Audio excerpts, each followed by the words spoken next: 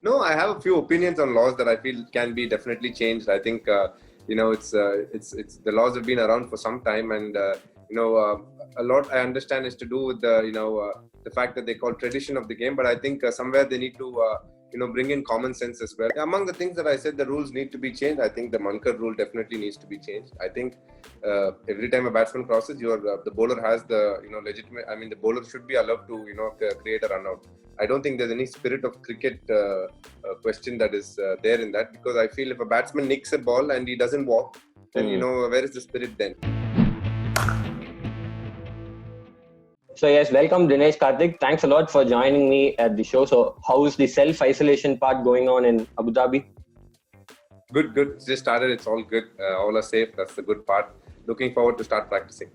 Very good. So all the best. You've spoken quite a lot about all aspects about your cricket in this lockdown. So I don't want to get into all that. We'll stick to the laws of cricket. And before we get into the questions part, I just wanted to ask you, have you faced any interesting incidents, something to do with laws of cricket? Have you faced or have you seen anything of that sort in your career?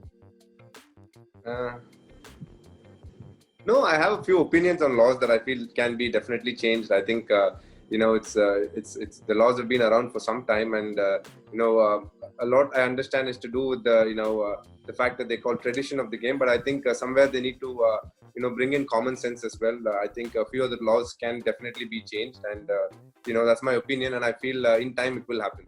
Okay, would you want to get into details about what exactly the laws you want to change? One simple law that I would like to change is if there is a direct hit, there should be no runs after that. I think it makes no sense for the ball to hit the stumps and then be given runs for that, because I feel it is a great skill to be able to hit the stumps, and more importantly, it's a visual spectacle for the spectators. So I think we should encourage that, and there is no point discouraging that, where the fielders are scared it'll hit the stump and then go on for overthrows. If it doesn't hit the stump, then definitely overthrows are accepted. But if it hits the stump, I think the ball should be called dead ball soon after. Okay, very interesting point that. Let's see if that changes at some point. Ready for the questions part now? Yes. Okay, so we're getting into the easy section. I hope they are easy. First question. So since you're KKR captain and you've been a captain for Tamil Nadu and all that, I think you should be getting this. It's a question about captaincy. So first question. A captain chooses to bat first after winning the toss and notifies the umpire and the referee. After the coach's input, he asks the opposition captain if he can change to bowl first. The opposition captain agrees. Can the change be accepted? This is the question. 4 options coming up if you want the options. Yes, I really don't know the answer, but I'll try anyway. No problem. I'm very bad with these rules and all that. Okay, continue. Okay, this is the first question. I thought this was easy, but anyway. So option A is yes, he can change. Option B is no, it cannot be changed. Option C is the match referee will decide who will bat first. Option D is they will redo the toss. I will go for option B. Option B makes sense to me. Option B is right. No, it cannot be changed is right. So even if the opposition captain agrees, you cannot change the toss after, you cannot change your decision at the toss after it has been made. So good start. You said you didn't know the answer, but you kind of got it pretty easy. Tough question. I feel it's a very tough question. Actually. This is very tough. Okay, let's see how it goes then. So, okay, second question then. This is about a one-day international match. A team is chasing a target of 180 runs. They are 100 for no loss in 19 overs when rain stops play, and no further play is possible. They are already well ahead of the DLS par score that should have been at the 20 overs. So say for example, the DLS par score at the end of 20 overs is 60 for no loss. They are already 100 for no loss. What is the result of the match? Option A, no result. Option B, it is given a tie. Option C, the chasing team wins because they are already ahead of DLS. Option A, no result. I think 20 overs needs to be bowled. Even if they are well ahead of the DLS? Yeah, I think 20 overs needs to constitute a minimum number of overs is 20 for the one-day match to be, for a result to be accepted in the one-day game. That's what I think. That is also the right answer. So you gave the complete explanation as well. This has actually happened in Champions Trophy 2017 match between Australia and Bangladesh. So Australia were chasing some 200 or something, and they had already got to some 100 for no loss. And after 17 overs, rain stopped, and then they couldn't. Even though they were ahead of the Duckworth Lewis, the match was ended in a no result. So well done, 2 out of 2 for you. Third question is about wicket keeping. This is also something you should get right. So a wicket keeper's hand is marginally in front of the stumps when the bowler starts his run up.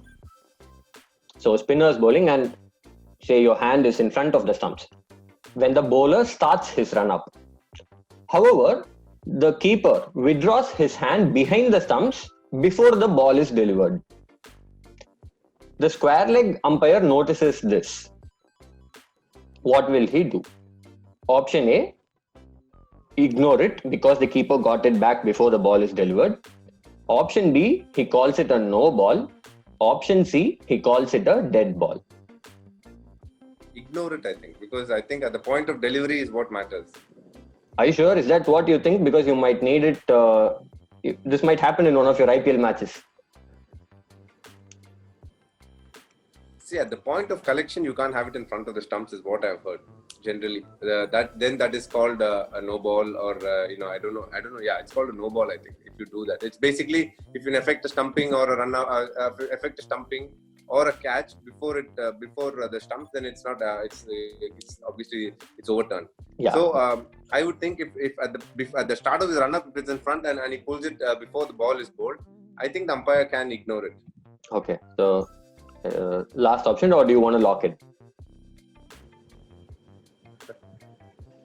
Might or might not be a clue there. Or maybe that's not allowed, and they'll probably call it a dead ball or something because because at the start of the run up it is there, the play is started, you can't have it in front, and then probably when it's not at the point of delivery. Maybe I think I'd go for dead ball because that makes more sense, because then the umpire can come and inform the keeper that you can't do that, and next time you do that, I might call a no ball, or I would give that a dead ball. Oh, lock it? Yeah, dead ball. Okay, I'm sorry to say dead ball is wrong. You mentioned no ball quite a few times, and the answer is no ball. So I hope that's a learning for you. Even as, say, for example, Kuldeep is starting his run up in your KKR match, the moment he starts his run up, ball comes into play. So you cannot put your hand out in front of the stumps as soon as the ball comes into play. So that is the rule. No worries there. You mentioned no ball quite a few times. I hope this is a good learning for you. No, yeah, definitely. Anyway, I don't think umpires give warnings to keepers and all that anyway. So no, they actually they come and don't give you warnings, but they tell you your hand is going in front. So be careful. Okay. So that's like an unofficial word kind. Nice. I get it. Okay. Yeah. All right. So fourth question then.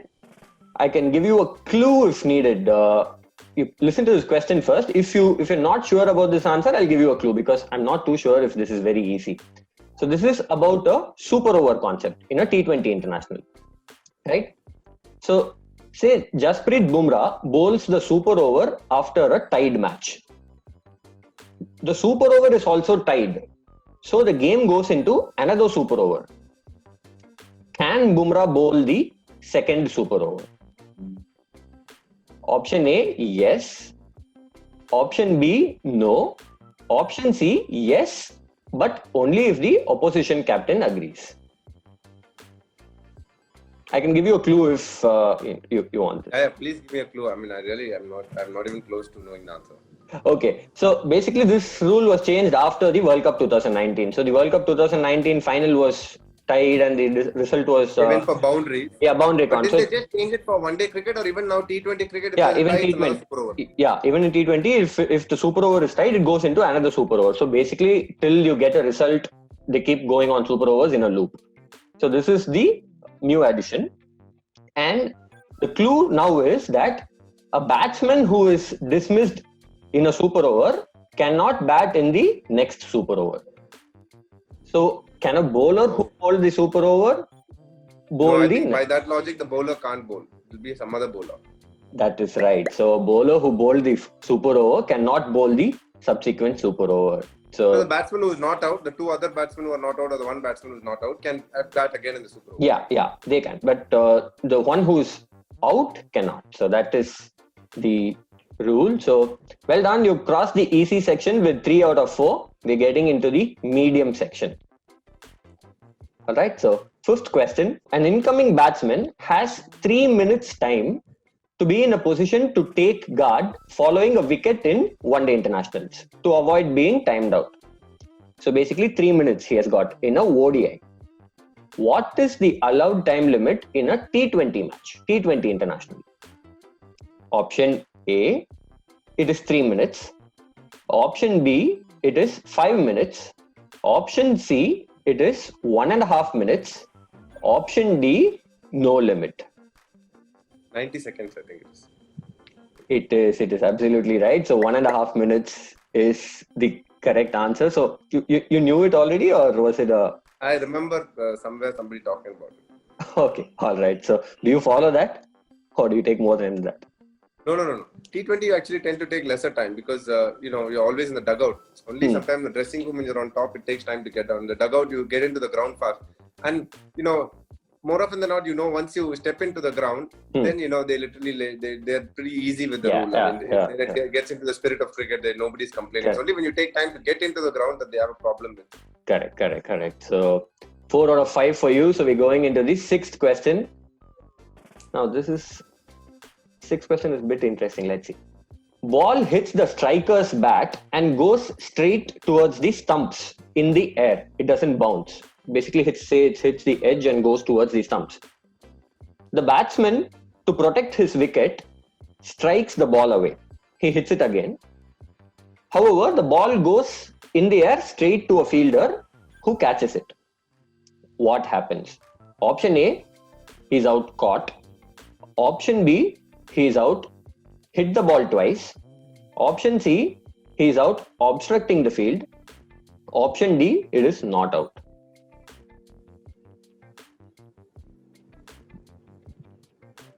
If you want me to repeat the scenario, I can. No, I think it's. I know it is either caught out or obstructing the field, but in this case the ball is not pitched, so I'll say it's caught out. Okay, caught is right. So even though he can protect his wicket, prevent the ball from going to hit the stumps, since it has not pitched, he will be given out caught, and it is not obstructing the field because caught will take precedence over obstructing the field. So in the order of precedence for dismissals, caught is above obstructing the field. So that is the logic for that. So well done there. You got 5 out of 6, and I must remind you that you've got 3 lifelines in case you want to use it at some point of time. 7th question is also something similar. So ready? So 7th question. The ball hits the striker's bat and goes straight towards the stumps in the air. So again, it goes in the air. This time, the wicket keeper who is standing up to the stumps gets ready to catch it. To prevent the ball hitting the stumps, the batsman hits it and the ball goes for 4.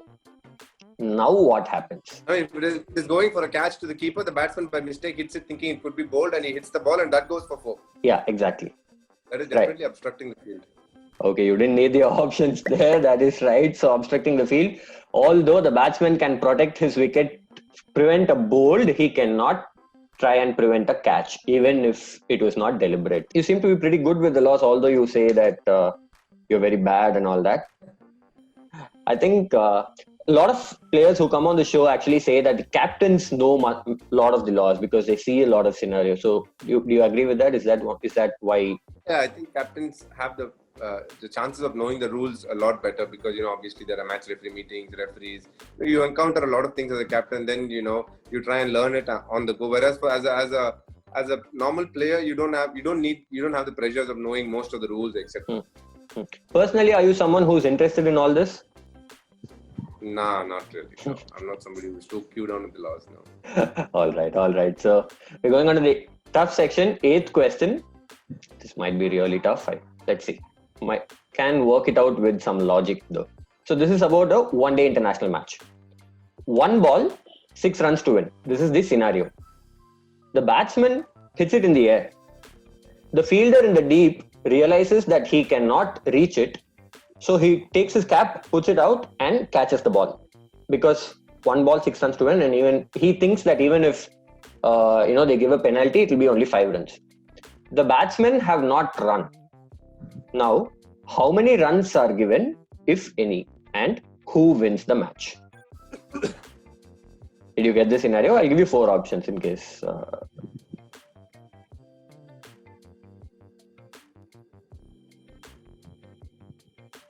Thinking a lot already, I see. I can give you 4 options, or are you going to come up with what I'm sure about it? It's a penalty of 5 runs. So the match is a tie. Nobody wins the game. That is for sure.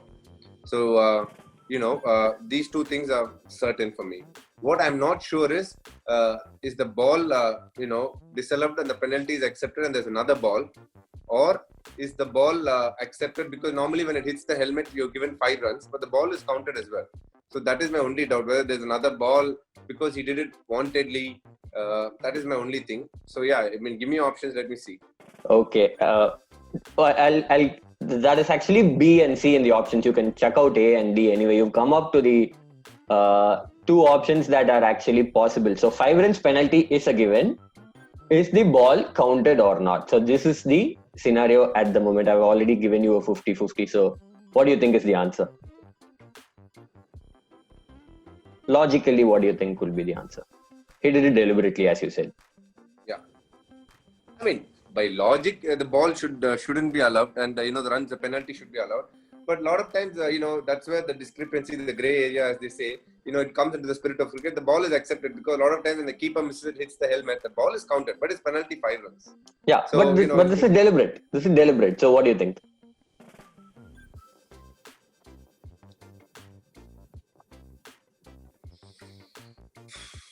Because it is deliberate, I would like to think that the ball is disallowed, but the penalty is accepted. That is indeed the right answer. Very well done there. You got it perfectly logically, even without listening to the 4 options. So that is the law. The ball is disallowed. The ball will not be counted and 5 runs penalty is awarded.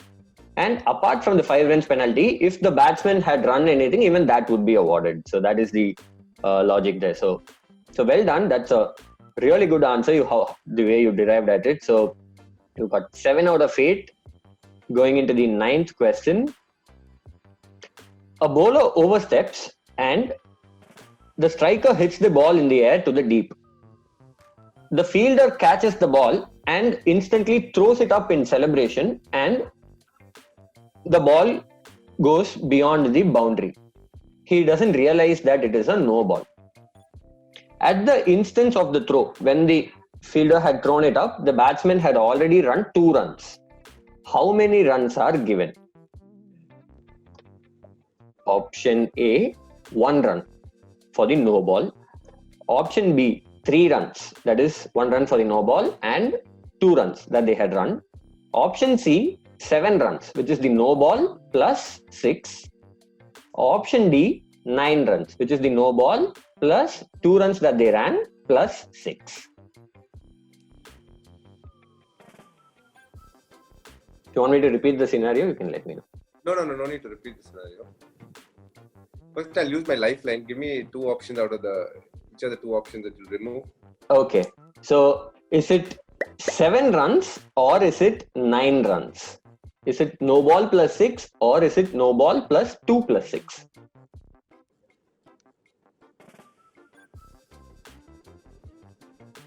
No ball plus 2 plus 6, I'll say.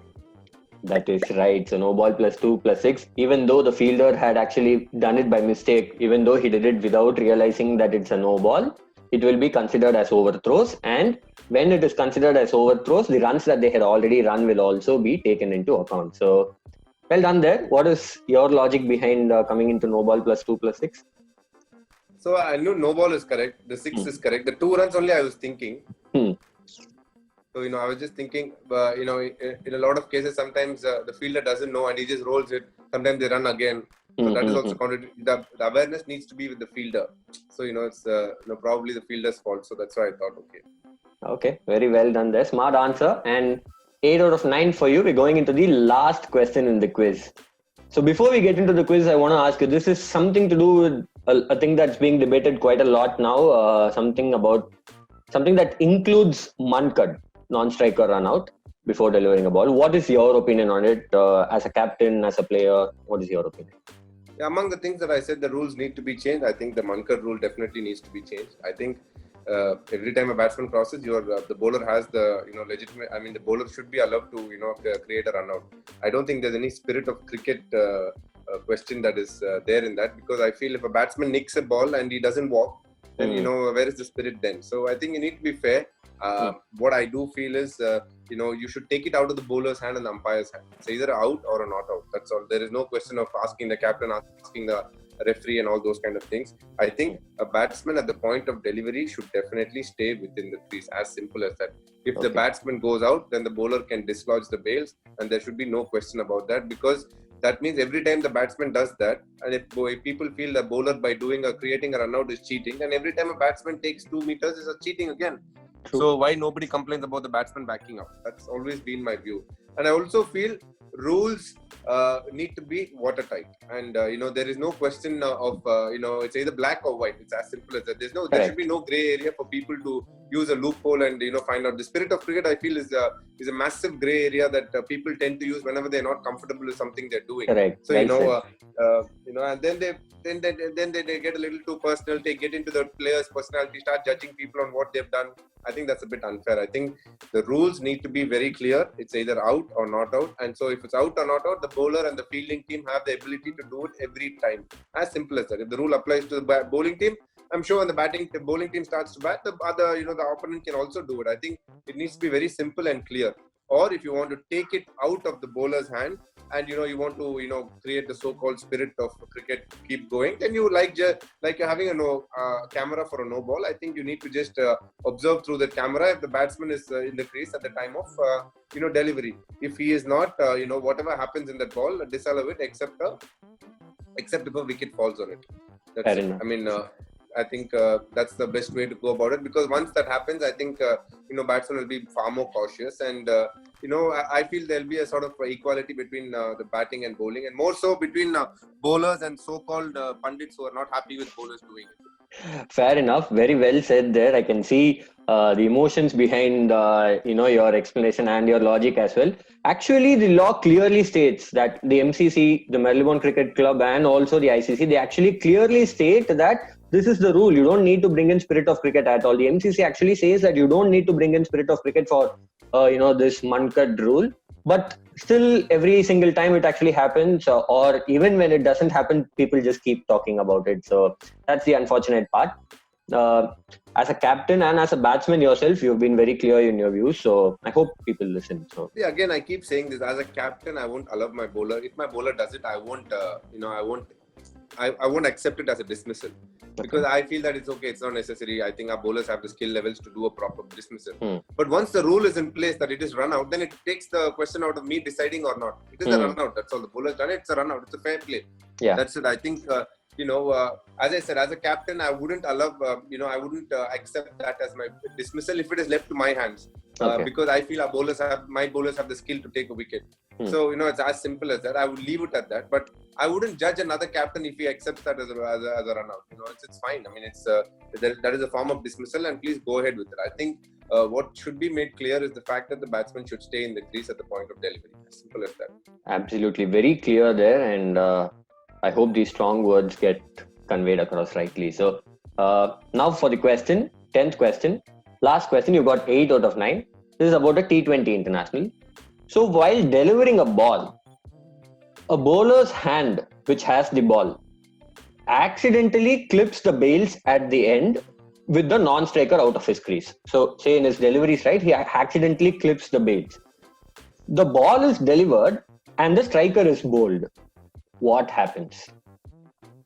Option A, striker is out bowled. Option B, non-striker is run out. Option C, it's a no ball, nobody is out. Option D, it's a dead ball, nobody is out. This is a tough one. I think so.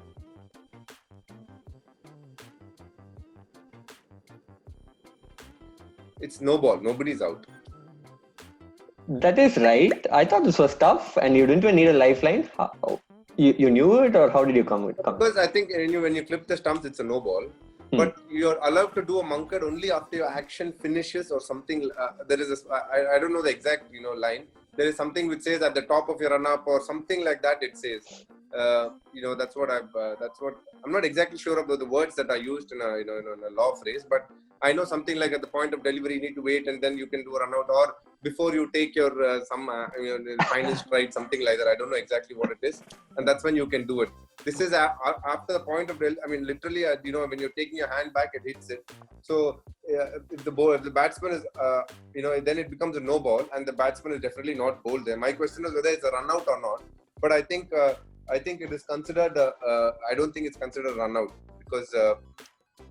because it's a no ball for a start, and that happens, and the batsman is out. But I'm trying to figure out why it is not a run out. If that is because.